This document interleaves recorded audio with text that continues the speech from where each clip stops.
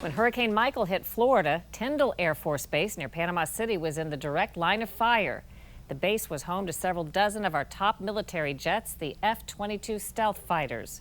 Lisa Fletcher recently spoke to national security strategist Rebecca Grant and found out 17 of those planes were hit hard by the storm. What is your understanding as to why all of the F-22s were not flown out of Tyndall before Hurricane Michael hit? The F-22s at Tyndall were suffering from a shortage of spare parts. So the F-22s that were left behind were unflyable mainly because of spare parts issues. This was an underfunded program. If you have an auto repair shop and you lay off half the people and you don't buy parts, you can't fix cars. This is what happened with the F-22. The Air Force had to cut maintenance personnel a few years ago, and the long sequestered defense budgets have meant that we haven't bought enough parts for the F-22 replacement parts. Almost all of the damaged F-22s were kept in aircraft hangars, where planes that can no longer fly are sometimes referred to as hangar queens. It can refer to any aircraft that a squadron has decided has so many parts missing that they'll go ahead and take another part off that to fix an airplane that's more flyable. You do that 5 or 6 times and you have a hangar queen, which means that it's likely to just be in that hangar for a long time. The sad thing is to see that happen to a rare asset like the F-22, where it really is just a matter of funding more spare parts for the aircraft.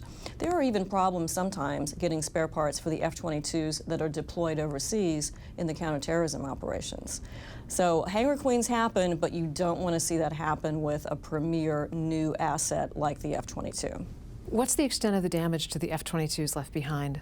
We're still waiting to learn the extent of the damage. We know that at least 5 of the aircraft left behind have been brought out of the damaged hangar and have flown away to Langley Air Force Base, which is another F-22 base. Looks like those will have only minor damage. There are others that we're still waiting to see what the extent of the damage is. And it isn't just the F-22s at Tyndall. Last year, most F-22s were grounded. In 2017, the F-22 fleet as a whole reached a low where it was only 49% mission capable.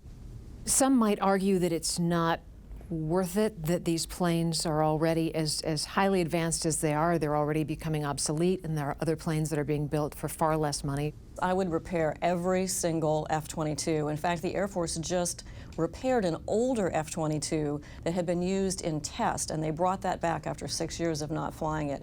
The F-22 is still the world's #1 fighter. The Chinese and Russians have nothing like it, so the Air Force needs to fix every single F-22.